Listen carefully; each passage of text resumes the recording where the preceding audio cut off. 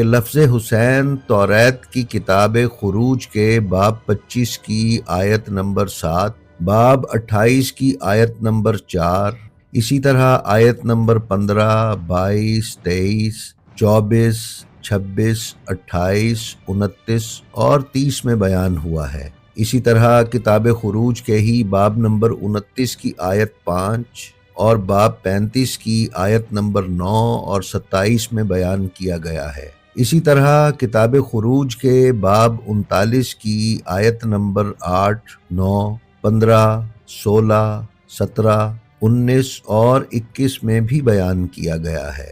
اسی طرح کتاب احبار کے باب نمبر 8 کی آیت نمبر 8 میں بھی امام حسین علیہ السلام اور واقعہ کربلا کا ذکر کیا گیا ہے۔ ناظرین، تھامس بیان کرتے ہیں کہ ان آیات میں بیان کردہ وہ پتھر جو اورم، تمیم،